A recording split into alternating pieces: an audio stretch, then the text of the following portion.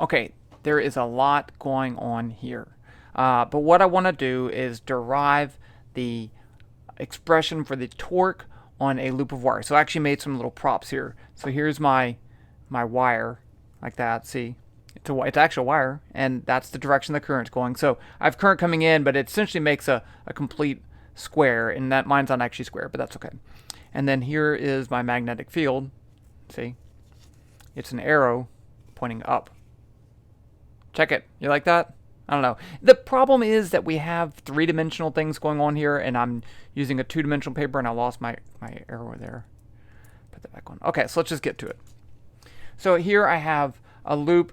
It's a square with each side is of length L. It has a current I going through it and a magnetic field B, and so the magnetic field's coming this way. Boo, boo. Okay. And so there's three things really that we need to start with. Number one is, what is the force on a wire in a magnetic field? So if I have a wire with a length L in a constant magnetic field, otherwise you got to do something different. If there's a constant magnetic field and the current's straight, then I can take IL, the length vector, which is B, the direction you're moving, across B, and that's cross product. Okay, and I'll talk about that in a second. The other thing we need to know is the torque.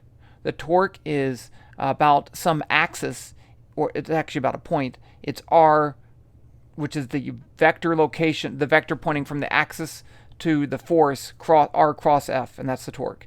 Now, in general, if I take the cross product is a vector product between two vectors, and it gives you a vector answer. If I just want to find the magnitude of that cross product, then it'd be the magnitude of A cross B, where A and B are some vectors. It's the magnitude of A times the magnitude of B times the sine of the angle. Now, there's another thing we need to know, the right-hand rule. For all of these, they've involved the right-hand rule, such that if I take the first vector cross the second vector, I get the third vector that's perpendicular to both of those, and I can pick the direction with the right-hand rule. I did that. We've done that with this before. So this is QV or IL, same thing. That's B, and that's the force. So you can see that they're perpendicular to each other like that. And that's why I use the right hand. So right hand crosses I, L, and then B, and your thumb points in the direction of the resultant. Because there's another one that's perpendicular to both of them. It's this way, but we don't use that one. We use this one. Okay. Are you ready? I'm ready. So in this, oh, there's one other thing. I'm starting off with this current like this and the magnetic field like that. Okay.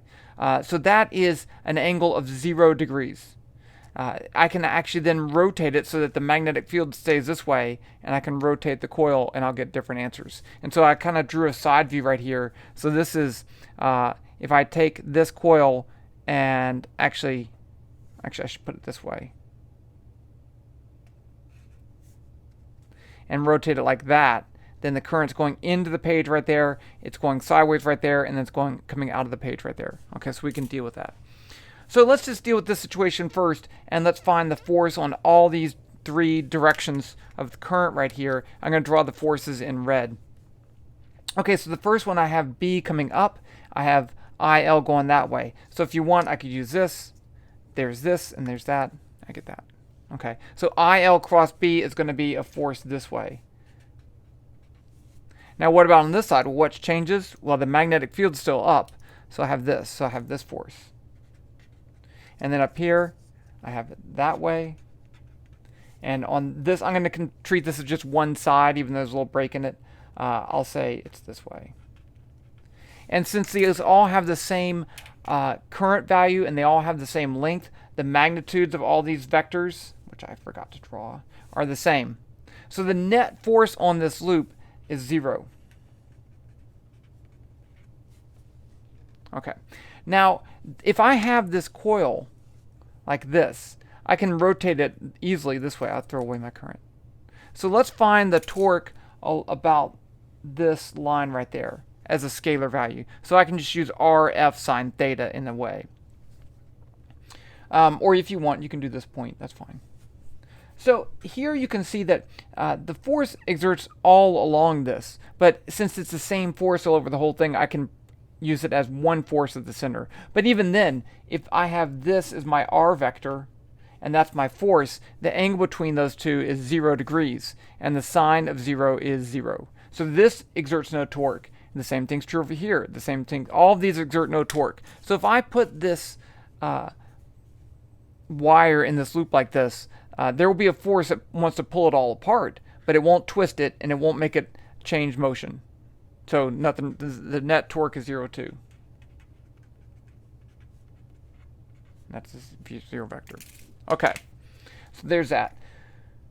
Now what about this situation? What if I rotate it so that it's at an angle like that? Will there be a torque? Okay, so let me redraw this picture because I think it's going to get a little sloppy. So I have this, and I said it was going into the board right there, and then B is this way, and then I have this is the wire right there. So I actually have 4 wires. Let's first think about this wire right here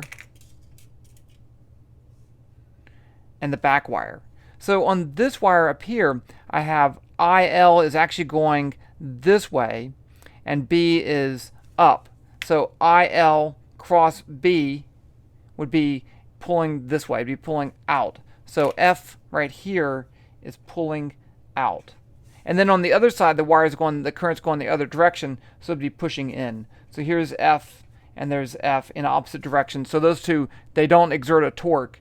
They're acting right through the center of mass, or the center of rotation, so they don't exert a torque, and the net force is 0. So those two don't do anything. What about up here? Here I have B is going that way, and I is going into the thing. So there's 2 vectors that are perpendicular to both of those. There's this one, and there's this one, that direction. So again, I can use my my rule here. QV is that way, and B is that way. So I get a force right here. And then down here, this changes direction. The magnetic field is in the same direction, so I get this.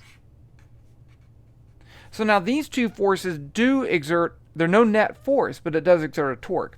This is like this, right? If I pull, let's see, I want to pull, but I'll pull this way, it does indeed exert a torque.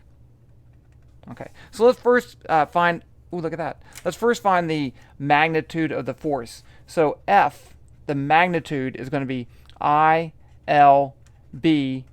sine theta. Because remember, and where this is the angle between B and I, which is 90 degrees in this case. This is not, this current is going straight in that way, and this current force magnetic field is going straight up. They are perpendicular, so this is 1.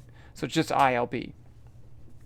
So both these forces are ILB. Now I need to calculate the torque, so I can have, let's say, I want, the force is right there. I want this distance. So I can say torque is R perpendicular F, and that's the same as RF sine theta. So what's this perpendicular distance? Well, this is L over 2. And I said from my previous diagram that this is theta. Okay, so that means this angle right there is theta. Right, because that's the complement of theta, that's a 90 degree, and that's the other one. So this side, R perpendicular, is going to be L over 2 sine theta. So torque from that one wire is going to be L over 2 sine theta times the magnetic field, which is ILB. Now, what about this torque? Well, it's actually going to be the same thing, right? They're both twisting in the same direction, so they have the exact same values. So the total torque, those other 2 sides don't do it, torque net is L over 2 times 2, so I just get L sine theta ILB. I can write that as IL squared sine theta B, and the L squared is the area. If I have a square like this, L by L, that's area. So I can say the net torque is IAB sine theta. This actually turns out to be a pretty big deal because the torque on a single loop, if I put this in a magnetic field, there's no net force on it and there's no net torque. But once I turn it a little bit, there is a torque. And this is really part of the big deal with an electric motor. But you see a problem. If I have the wire like this and the magnetic field's like that, it will indeed turn, but then it'll just stop. So you need to find some way to either have a different magnetic field or change the current or something. A simple motor can't just be a wire. I'll show you how motors work. A DC motor, this is a DC current motor, but an important thing to realize there is that. The other important thing to see is that with a loop of wire in a constant magnetic force field, there's no force. You get no force on this. Okay. In order to get a force on the loop of wire, a net force, you actually have to have a non-constant magnetic field. And that's a different situation. But I think this is enough for now. So I will talk to you physics people some other time.